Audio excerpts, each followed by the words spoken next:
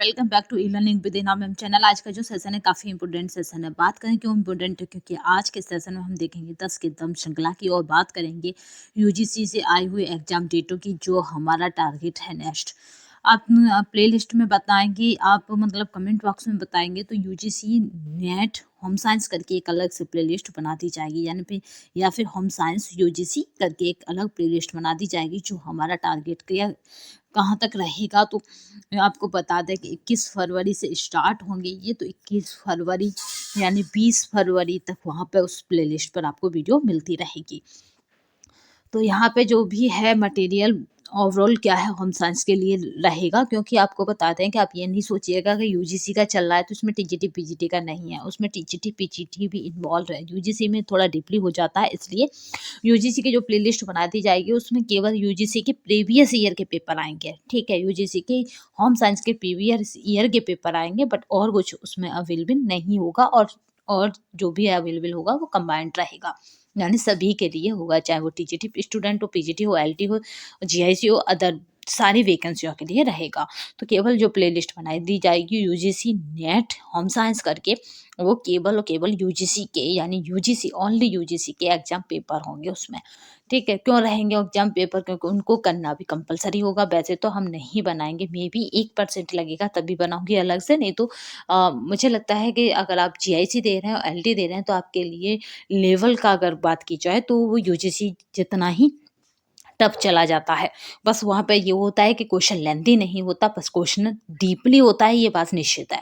तो चलिए स्टार्ट करते हैं। आपको बताते हैं जो यूथ कंपटीशन टाइम है उसमें तो हमने शुरू से ही ऑल क्वेश्चनों को कराया है, यानी यूजीसी के भी क्वेश्चन कराए, तो वो श्रृंखला अनवरत चलती रहेगी। थोड़ा सा अभी उसमें थोड़ा सा विराम आ गया है, क्योंकि अभी हमने क्या करा है, अपनी मतलब अपनी उसमें श्रृंखला की तरफ ना जाके हम केवल अभी 10 का दम करा रहे हैं, बट हम जल्दी ही क्या, क्योंकि आज 2 जनवरी हो गया तो हमें जल्दी ही उस पर वापस लौटना है।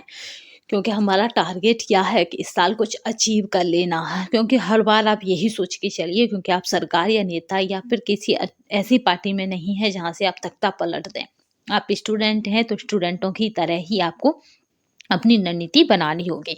तो चलिए स्टार्ट करते हैं आज का सेशन, जो काफ़ी इम्पोर्टेंट है, उसी मोटिवेशन कोड के साथ जो आपको ऊर्जावान रखेगा तथा औरों से बेटर तथा अलग करने के लिए प्रेरित करता रहेगा। देखिए दिसंबर का भी नोटिफिकेशन है, इसके साथ ही इन्होंने जो 6 मंथ यानी जनवरी में जो देते हैं उसका भी इसी में निकाल दिया, जो हम पीछे बात करेंगे उसका एग्जाम कम है। तो ये दिसंबर यूजीसी नेट का अगर बात की जाए तो ये कौन सा सर्कल होगा, हर 6 महीने पीछे कराता है, तो ये दिसंबर वाला यूजीसी नेट है। तो यहाँ पर अगर दिसंबर वाले यूजीसी नेट की बात की जाए, ये देखिए यूजीसी नेट दिसंबर 2022। ठीक है, तो यहाँ पे दिसंबर 2022 की बात की जाए तो इसमें क्या क्या डेट रही उन्हें देख लेते हैं। Last submission of the exam fees तो याद रखेंगे वो 18 जनवरी है, और फॉर्म आप अप्लाई कब कर सकते हैं 17 जनवरी तक। फीस को 18। करेक्शन की बात की जाए तो करेक्शन आप कब कर सकते हैं, तो 19 से 20 जनवरी के बीच आप करेक्शन कर सकते हैं, रात के 11 बजे तक। ठीक है, 11:30 मतलब 12 बजने में 10 मिनट कम है, बट हम 11 लेके चलेंगे। चलिए, क्योंकि साइड एकदम बिजी हो जाती है। अनाउंसमेंट ऑफ द सिटी, यानी आप कब अपनी सीट बुक कर सकते हैं, यानी आपको कब पता पड़ जाएगा कि आपका सेंटर कहाँ गया है। तो first week of the February, यानी फरवरी की 1 से 8 फरवरी के बीच आपको अपनी एग्जाम सिटी पता पड़ जाएगी। Second week of the February में क्या हो जाएगा, डाउनलोड द एडमिट कार्ड, यानी आप क्या करेंगे 10 से 18 जनवरी के बीच आपको एडमिट कार्ड अवेलेबल हो जाएंगे। तो ठीक है, आप एडमिट कार्ड ले सकते हैं। डेट ऑफ द एग्जामिनेशन, ये काफ़ी मोस्ट इंपॉर्टेंट है, होम साइंस के स्टूडेंट हो या आप अदर सब्जेक्ट के हों, यूजीसी में, तो आपको बता दें कि 21 फरवरी से 10 मार्च के बीच क्या होगा, एग्जाम हो जाएगा।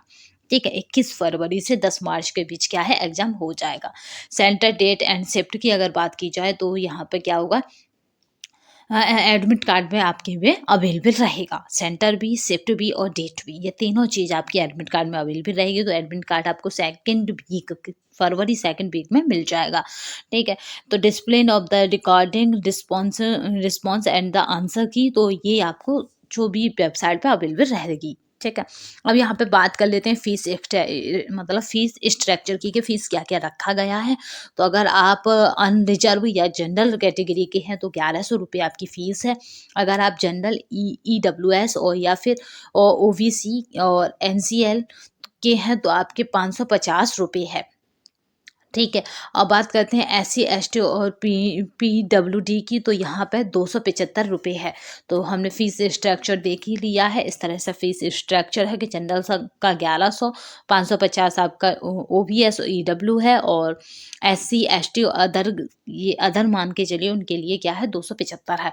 तो ये आपका फीस स्ट्रक्चर है। सब ऑनलाइन मोड पर होगा, एग्जाम से लेकर आपका एग्जाम अप्लाई तक। ठीक है, सब ऑनलाइन मोड पर रहेगा, ये बात आप मानकर चलिएगा। तो जो नए लैपटॉप चलाने में प्रॉब्लम है वो थोड़ा सा लैपटॉप भी चलाएं, जिससे कि एग्जाम क्रैक हो जाए, क्योंकि वहाँ पे तैयारी पूरी होती है मगर कुछ इशूज, किसी के साथ ऐसा होता है वो लैपटॉप कंप्यूटर ही वर्क नहीं करता, किसी पर कंप्यूटर वर्क करना आता नहीं, तो वो दोनों ही कंडीशन में मारा जाता है। चलिए यहाँ पे पहला क्वेश्चन देख लेते हैं जो काफ़ी इंपॉर्टेंट है। प्रवासी रक्तहीनता में नष्ट हो जाती हैं अस्थि मज्जा, हड्डियाँ, मांसपेशियाँ, रक्त। तो यहाँ पे अस्थि मज्जा नष्ट हो जाती हैं। जल्दी ही हम JRF वालों का इंटरव्यू आपको दिखाएंगे, जिससे कि आप भी सीख सकें कि किस तरह हम JRF ले सकते हैं, या किस तरह हम JRF तक पहुंच सकते हैं। तो पूरी रणनीति आपको इंटरव्यू के माध्यम से बता दी जाएगी। प्रसार कार्य एक योजना है, लोकहितकारी, जनहितकारी, समाज हितकारी और भावनात्मक। तो भाई प्रसारकर्ता किसके लिए काम करता है? समाज के लिए, तो ये जनहितकारी योजना है। ठीक है, याद रखेंगे। प्रसार कार्यकर्ता किसके लिए कार्य करता है? समाज के लिए। बट किन पर काम करता है? इंसानों पर, जन पर, व्यक्तियों पर। किसके? व्यक्तियों के हित के लिए, तो इसलिए ये जनहितकारी है। संवेग जीव के शरीर की कैसी अवस्था है? संवेगात्मक, उत्तेजित, उद्वेलित और अपेक्षित। तो यहाँ पर अगर संवेगों की बात की जाए और जीव की कैसी अवस्था है, तो उत्तेजित अवस्था है, क्योंकि संवेग हमें उत्तेजित करते हैं, शांत करते हैं। मतलब संवेगों से ही, आपने देखा होगा कि हमें कभी कभी क्रोध आता है, तो क्रोध भी हमारे संवेगों से ही बनता है। प्रत्यक्ष आय का साधन नहीं है, वेतन, व्यापार, पेंशन और शिक्षा सुविधा। तो यहाँ पे प्रत्यक्ष आय का साधन नहीं है, तो याद रखेंगे यहाँ पे शिक्षा सुविधा क्या है? प्रत्यक्ष आय का साधन नहीं है। वसा या तेल को अधिक देर तक गर्म करने के लिए एक हानिकारक पदार्थ बनता है, जिसे कहते हैं कोलेस्ट्रॉल, एक्रोलिन और लिनोलिन अम्ल, और इनमें से कोई नहीं। तो यहाँ पे बसीय अम्ल आपको जल्दी ही कराए जाएंगे। तो यहाँ पे अगर देखा जाए कि क्या रहेगा राइट आंसर, तो आप यहाँ पे जो राइट आंसर की अगर बात की जाएगी तो क्या रहेगा? तो एक्रोलिन रहेगा। कौन सा हार्मोन हृदय की धड़कन और रक्त के बहाव की दर को बढ़ाता है? तो यहाँ पे एड्रोवेलिन, कॉर्टिसोन, नोएड्रिलिन और इनमें से सभी। तो आपको बताते हैं कि हृदय की धड़कनों का बढ़ना और यहाँ पे हार्मोन्स का बढ़ना, तो ये सभी किसके कारण हो जाते हैं, ये पूछा जा रहा है। तो यहाँ पे कौन सा हार्मोन है जो इस तरह का करेगा? तो राइट आंसर क्या रहेगा? इनमें से सभी। हल्लॉक के अनुसार नवजात अवस्था कितने समय की होती है? ये मोस्ट इम्पोर्टेंट है। ठीक है, क्योंकि पूछा जाता है, हल्लॉक को हर बार पूछा ही जाता है, मान के चलिए। तो हल्लॉक पर जब हम हल्लॉक की थ्योरी पढ़ेंगे तब से क्लियर रखेंगे कि हल्लॉक ने कब क्या बताया है, क्योंकि हल्लॉक ने अवस्थाएं दी हैं। ठीक है, हल्लॉक ने काम किया है, हल्लॉक की बुक है उसका नाम है एडोलेसेंस, और हल्लॉक ने काम किया है किशोरावस्था पे। तो उसने क्या करा है कि व्यक्ति जब से बर्थ होती है और किशोरावस्था तक का अध्ययन किया है। हल्लॉक के अनुसार नवजात अवस्था कितने समय की होती है? जन्म से 14 दिन, 2 से 3 माह, 3 से 4 माह और 4 से 5 माह। तो यहाँ पे जो राइट आंसर रहेगा वो क्या रहेगा? तो यहाँ पे रहेगा जन्म से 14 दिन। हिंदू विवाह का उद्देश्य है धर्म, प्रजा यानी पुत्र की प्राप्ति, रति और इनमें से सभी। तो हिंदू विवाह का इनमें से सभी उद्देश्य होता है। किस दार्शनिक का कथन है कि बालक मनुष्य का पिता होता है? तो यानी ऐसा कौन सा दार्शनिक है जिसने कहा है कि क्या है, बालक जो है वो मनुष्य का पिता है? ठीक है, तो ऐसा कौन सा दार्शनिक है ये बताना है। तो यहाँ पे जो राइट आंसर रहेगा अगर उसकी बात की जाए तो ऑलपोर्ट, यहाँ पे आर्गवन, यहाँ पे निम्कोफ और बुड सावर्थ और इनमें से सभी। तो यहाँ पे राइट आंसर जो रहेगा बुड सावर्थ है। ठीक है, बुड ने कहा है। हमारे देश में प्रजनन योग्य महिलाओं का प्रतिशत लगभग है 20%, 22%, 24%, 30%। तो प्रजनन योग्य यानी जो क्या कर सकती हैं आगे, मतलब प्रजनन का मतलब है आगे क्या करेंगी, आपकी आगे जो बर्थ कर सकती हैं। आपने देखा होगा माताओं से है, गर्भवती माताओं से है यहाँ पे। तो यहाँ पे कितना है? 22% है भारत में।